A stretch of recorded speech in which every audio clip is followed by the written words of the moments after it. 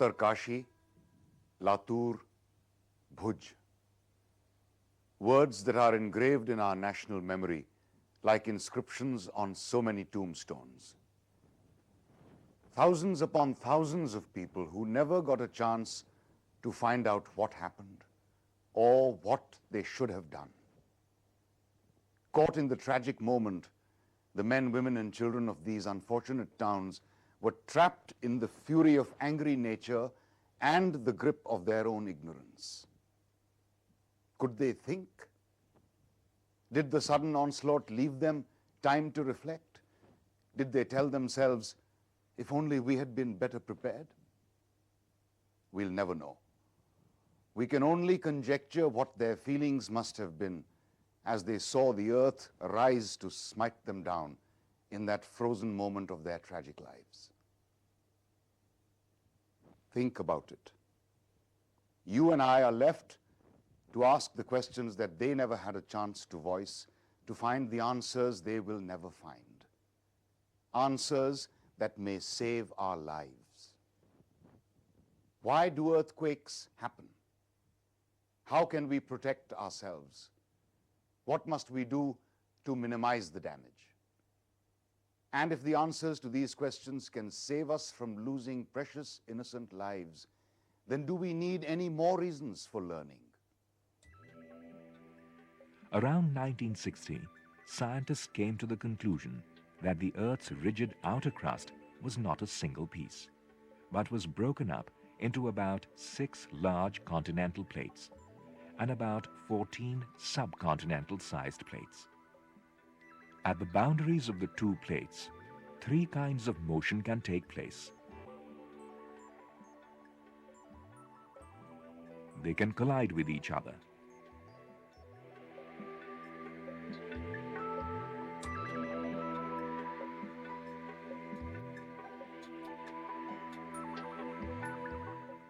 They can slide past each other.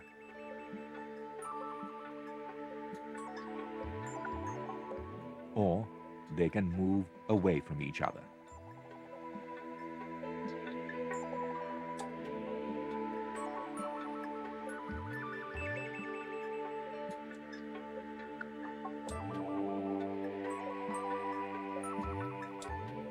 Scientists believe that these movements of the Earth's plates bend and squeeze the rocks at the edges of the plates.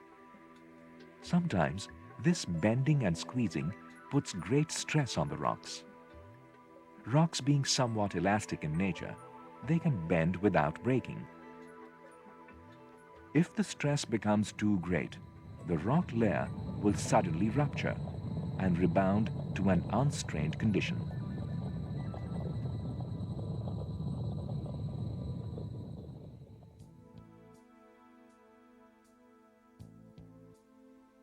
Whenever any of these motions take place suddenly, they release an incredible amount of energy. This causes the sudden shaking of the earth that we all call an earthquake. Almost 90% of earthquakes are produced at plate boundaries. On this basis, we can identify 3 major seismic belts. One in the Circum-Pacific Belt, which encircles the Pacific Ocean, including the west coasts of North America and South America, Japan, and the Philippines. Another is the Alpine Himalayan Belt, which slices through Europe and Asia. And the third one is the Mid-Oceanic Ridge Belt. The Indian subcontinent shows that the Himalayan Belt is one of the seismically active regions where several large earthquakes have occurred.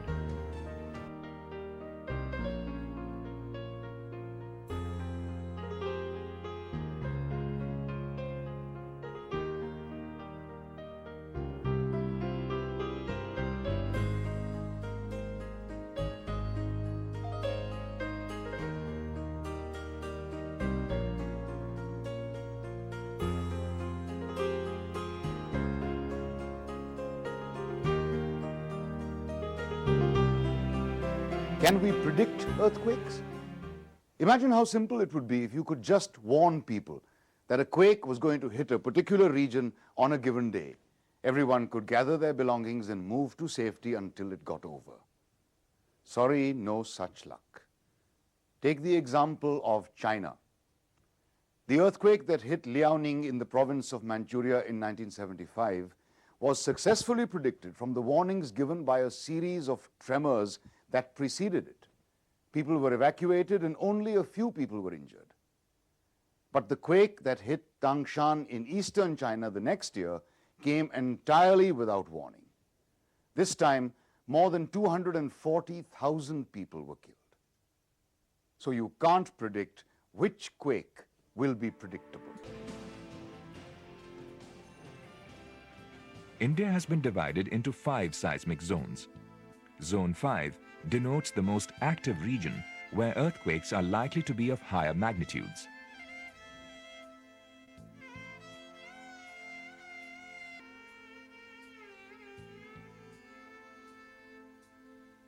Many of us tend to believe that it is fundamentally unsafe to live in a high seismicity zone, which is not the case. Building codes and the advice of a structural engineer can always guide you in making safe houses, even in high seismic zones.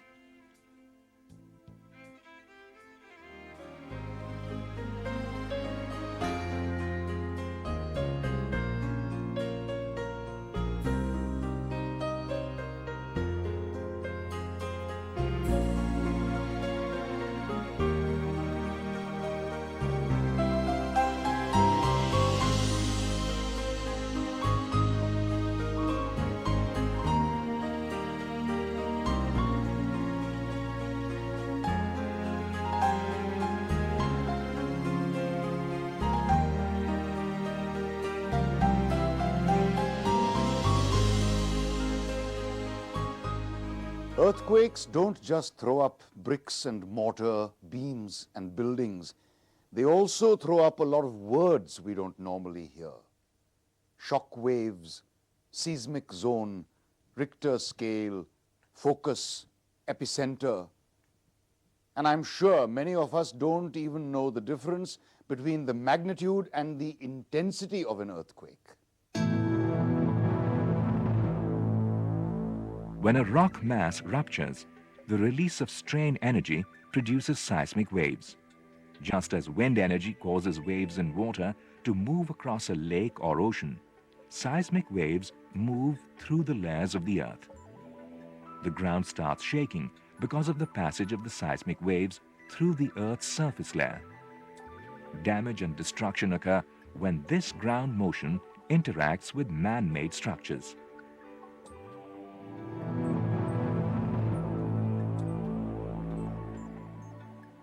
P waves are the fastest of the seismic waves. When P waves strike an object, they push and pull the object like a train engine bumping into a railroad car, which then bumps into another, and so on all the way through the whole length of the train.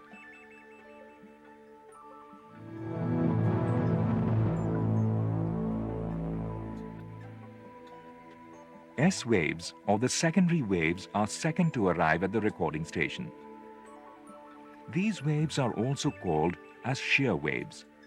These waves are more damaging to construction than the previous. The point inside the Earth where earthquake disturbance is triggered is called hypocenter, or the focus of an earthquake. And the point on the surface of the Earth directly above the focus is called the epicenter of an earthquake.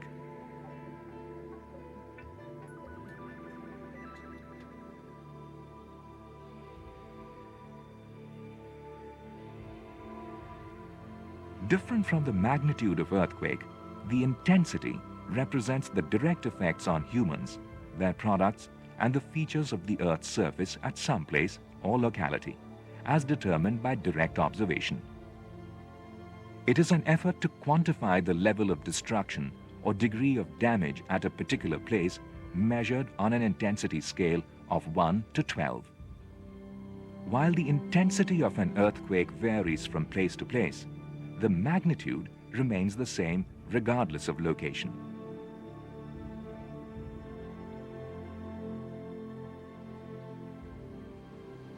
The Richter magnitude is a number that is used to measure the size of an earthquake. The magnitude is a measure of the strength of the seismic waves that have been sent out from the focus. A scientist uses a seismograph to determine the strength of the earthquake. A seismograph is an instrument that measures the amount of ground motion that an earthquake produces. Each number on the Richter scale represents an earthquake that is almost 30 times as powerful as the number below it. This means that while an earthquake of magnitude 6 is 30 times more powerful than an earthquake of magnitude 5, an earthquake of magnitude 7 is 30 into 30, or about 1,000 times stronger than an earthquake of magnitude 5.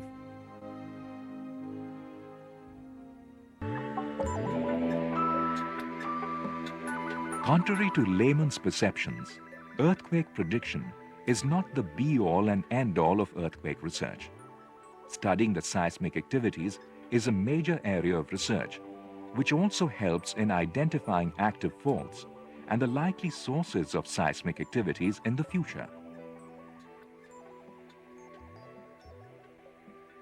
India Habitat Center at Lodi Road is one of the important buildings in Delhi where strong motion seismic network is operational. It consists of 16 numbers of digital triaxial strong motion accelerographs installed and maintained in different localities of the city by the Central Building Research Institute, Roorkee. This network has been able to generate real-time ground motion database for the region. The data collected from major earthquakes and local microtremors is going to play a vital role in designing earthquake-resistant buildings and preparing seismic microzonation maps of the region. These maps can help identify vulnerable localities of the city in the event of an earthquake. You can't be predictive, but you can be proactive. Earthquake protection is about a whole series of measures, small and big, that you can and must work on today to ensure that tomorrow is safe. We're talking about you, Mr. Mehta, and you, Mrs. Khan, our good friend Vishwanathan out there in Chennai, Sardar Pratap Singh ji from Hoshiarpur, oh, and the Das Guptas, and Mr. and Mrs. Rodriguez. I guess you know what I mean. We're talking about all of you. The truth is, earthquakes don't kill, buildings do. Poor design, poor construction, poor maintenance. These are the killers.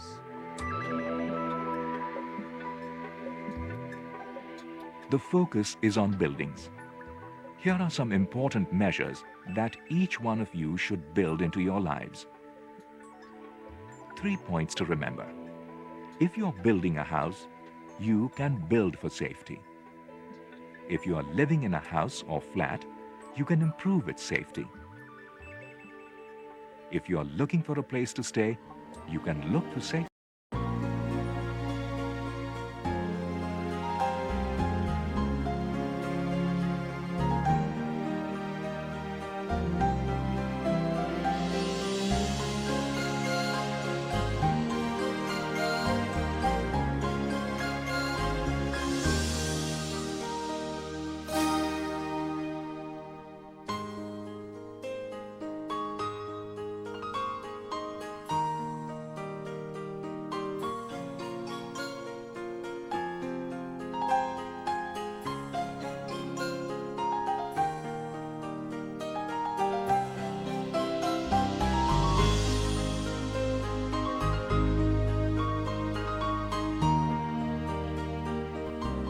Just after the Bhuj earthquake, a very interesting incident took place.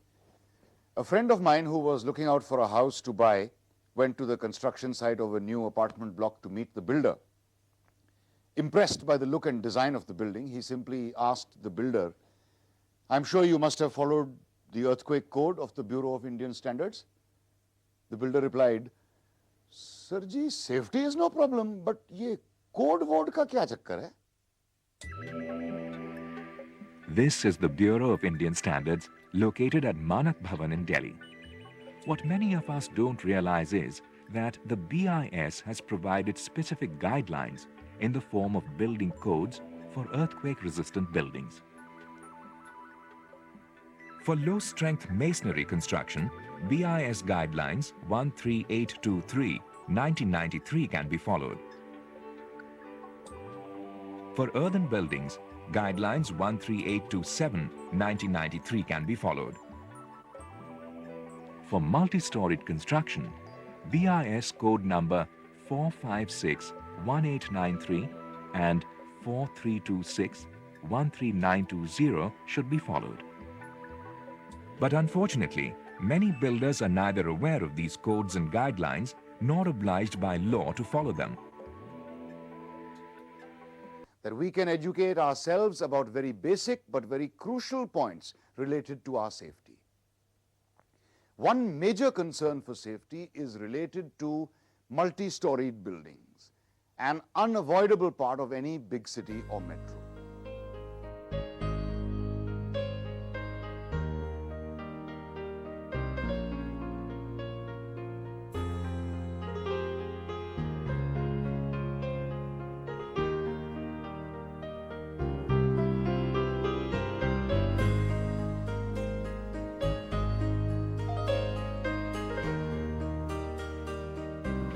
Talking of earthquakes reminds me of another incident.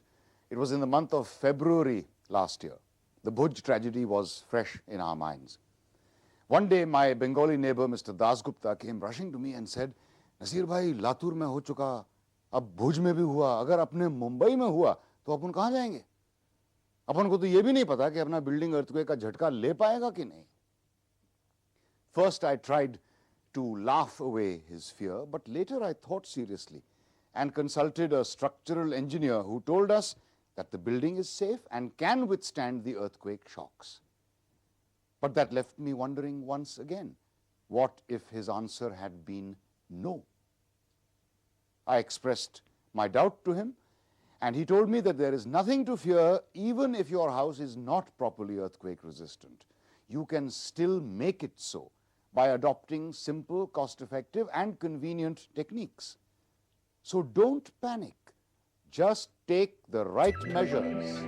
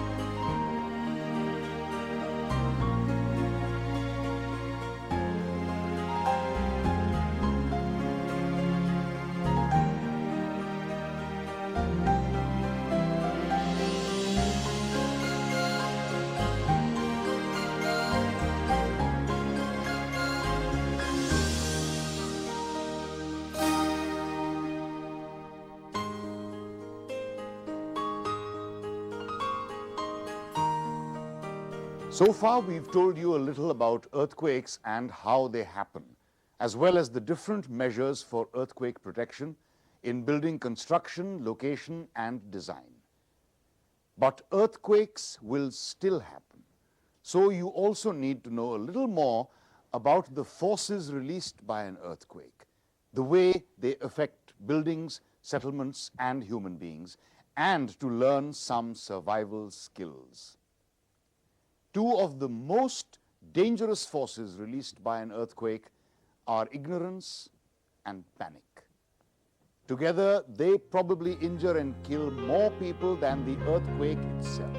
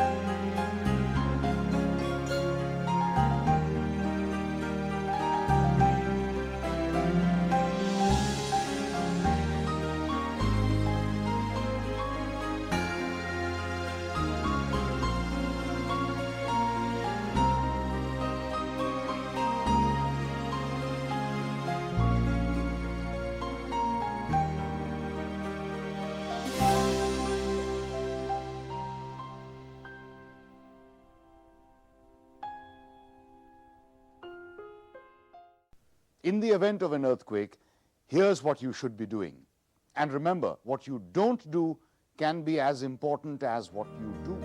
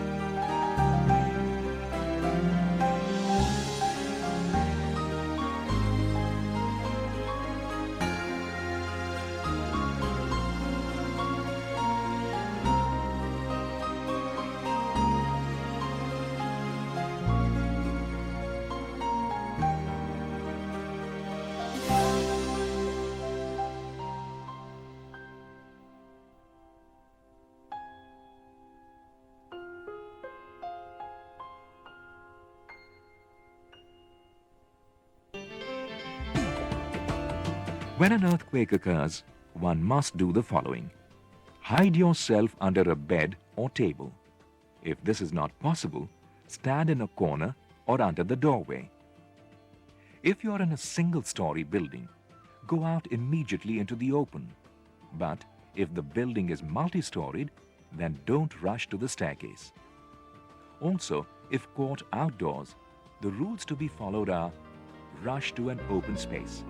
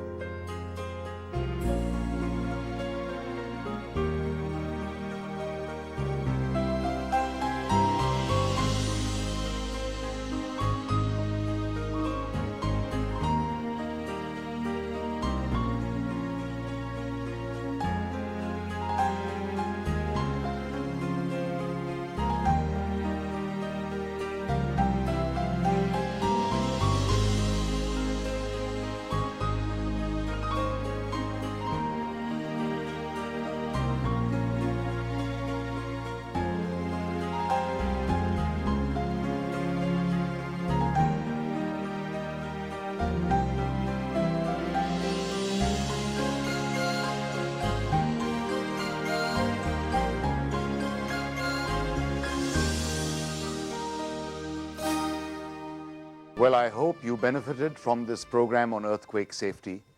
You see, there is a lot of research going on in this field, and many wonderful life-saving devices are being designed to help you survive the sudden violence of our dynamic planet. But the most important instrument that can make the difference between life and death will always remain this little gadget that's fitted on your neck. It's called the brain. And all it needs to work is the right knowledge. Knowledge that can prevent you from quaking with fear. Knowledge that can help keep your feet firmly on the ground. Goodbye. Take care.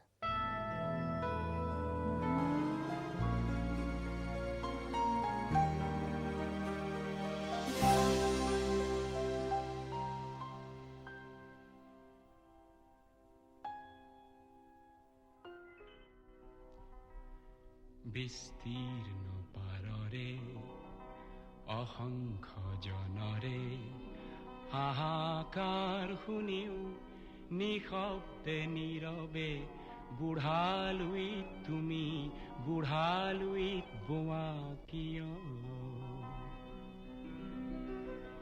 বিস্তীৰ্ণ পাৰৰে অসংখ্য জনৰে হাহাকাৰ শুনিও নিশব্দে নীৰৱে বুঢ়ালুইত তুমি বুঢ়ালুইত বোৱা কিয়